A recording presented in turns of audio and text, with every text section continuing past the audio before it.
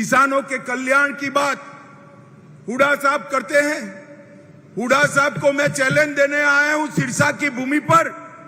हुड्डा साहब 10 साल आपकी सरकार चली, कितना धान कितना गेहूं खरीदा, हिसाब लेकर आ जाओ आप। सबसे ज्यादा धान सबसे ज्यादा गेहूं अगर किसी ने खरीदा है, सबसे ज्यादा दाम से खरीदा है तो नरेंद्र मोदी जी ने खरीदा है। मित्रों, नरेंद्र मोदी जी ने खरीदा।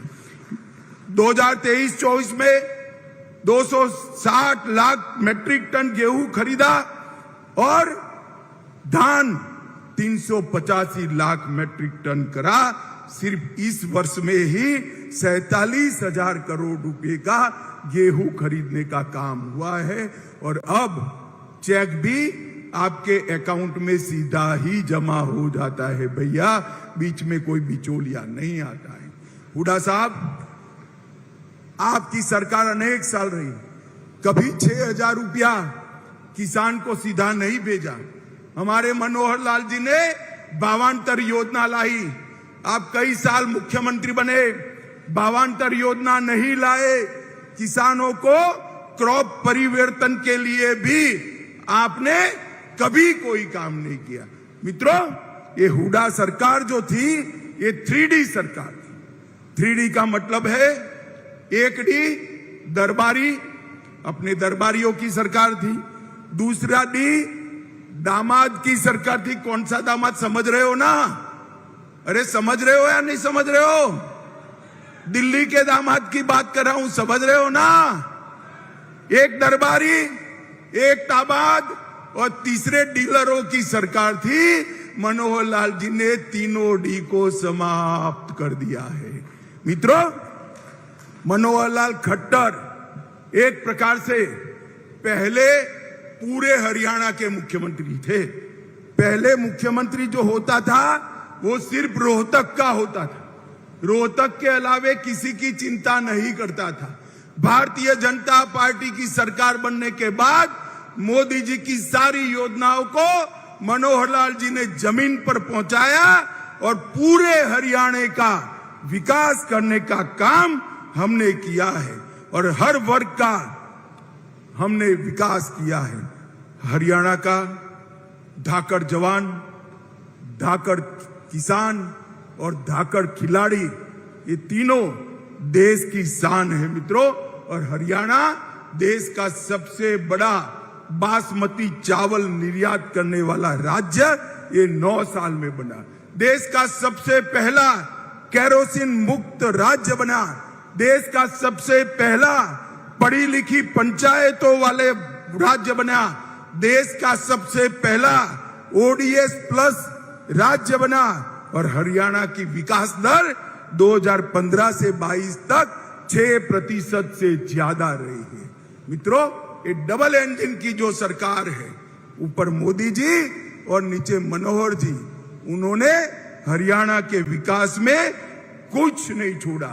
2019 से अब तक $5.22 बिलियन का फॉरेन का निवेश मिला है।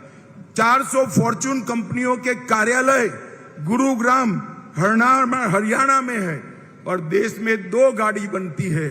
मेरी बात ध्यान से सुनना सिरसा वालों, देश में 2 गाड़ी बनती है तो इसमें से 1 गाड़ी मेरे हरियाणा से बनकर देश में जाती है। 50% गाड़ियां हरियाणा से बनती है। आज मैं जब यहां आया हूं तब चौधरी देवीलाल जो की भी जरूर याद करना चाहता हूं। देवीलाल जी ने हरियाणा के किसानों के लिए ढेर सारे सपने देखे थे और किसी ने तो पूरे नहीं किए। हमारे नरेंद्र मोदी जी ने इसको पूरा करने का काम किया है। मित्रों, हरियाणा नशे का शिकार बन रहा है। मैं आप सभी को कहना चाहता हूं, देश का प्रधानमंत्री नरेंद्र मोदी जी इस बात से बहुत चिंतित है और उन्होंने भारत सरकार के गृह मंत्रालय के सामने एक लक्ष्य रखा है कि कुछ ही समय में भारत नशा मुक्त होना चाहिए और ये अभियान हरियाणा में चालू हो गया है। मित्रों, सिरसा में भी ये 9 साल में बहुत कुछ हुआ है। 1513 करोड़ रुपए का किसानों को बीमा का क्लेम दिया है। हमने राष्ट्रपति द्रौपदी मुर्मू ने 22 एकड़ भूमि पर 1000 करोड़ के साथ मेडिकल कॉलेज की आधारशिला रखी। सिरसा फतेहाबाद मार्ग का निर्माण चल रहा है।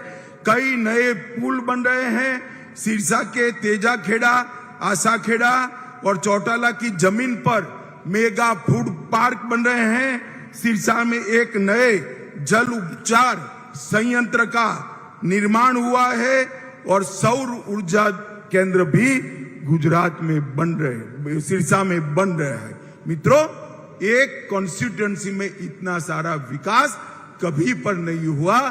सुनीता दुग्गल हमेशा भारत सरकार के मंत्रियों के पास आपके सवालों को लेकर झगड़ा भी कर लेती है और गिड़गिड़ा भी लेती है। एक ताली सुनीता बहन के लिए बजा दीजिए सभी लोग। मित्रों, ये हुडा जी हमेशा कांग्रेस की बात करते हैं।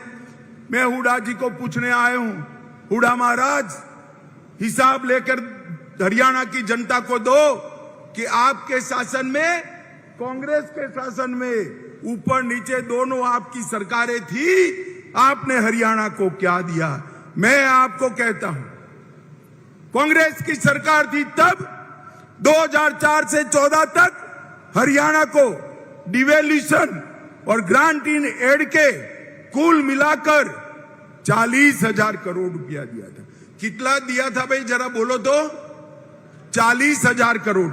और नरेंद्र मोदी जी ने 40,000 करोड़ से बढ़ाकर 1,30,000 करोड़ रुपया देने का काम किया है। 1,30,000 करोड़ रुपया, और वो हमारा हिसाब मांगते हैं। मित्रों, हमने 1400 किलोमीटर नए नेशनल हाईवे बनाए, 17 नए राष्ट्रीय राजमार्ग हरियाणा में घोषित किए, 20,000 करोड़ रुपए से आर्थिक गलियारे की योजना बनाई, 12,150 करोड़ की लागत से सबसे बड़े गुरुग्राम पलवल 9 जिलों से गुजरने वाले एक्सप्रेस वे को बनाया, 4,000 करोड़ की लागत से कुंडली मानेसर पलवल एक्सप्रेसवे का उद्घाटन हो चुका है। और इसके साथ साथ 11,000 करोड़ की लागत से खरखोदा में 10 लाख वाहन की प्रति साल क्षमता रखने वाली मारुति का विस्तारीकरण कार्यक्रम हुआ। कई सारी संस्थाएं दी।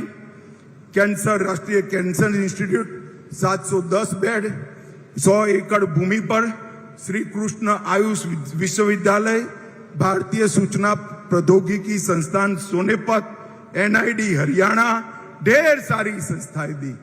और मित्रों, 20 लाख किसानों को हर साल 6,000 रुपया मिल रहा है। जल जीवन मिशन, 30 लाख लोगों के घर में नल से जल पहुंचा है। आयुष्मान भारत के लाभार्थी 82 लाख है। 7.5 लाख शौचालय बन चुके हैं। 1 करोड़ 30 लाख लोगों को फ्री ऑफ कॉस्ट प्रति व्यक्ति 5 किलो अनाज मिल रहा है। प्रधानमंत्री आवास योजना के टोटल 75,000 से ज्यादा घर बने हैं और ढेर सारे काम किए हैं। अंत में मैं एक ही बात कहना चाहता हूं, सिरसा वालों, आप मुझे बताओ, ये कश्मीर जो है वो हमारा है या नहीं? जोर से बोलो भाई, कश्मीर हमारा है या नहीं है? धारा 370 हटनी चाहिए थी या नहीं हटनी चाहिए थी? अब तक किसी ने काम नहीं किया। मोदी जी को आपने 10 की 10 सीटें दे दी, फिर से प्रधानमंत्री बने।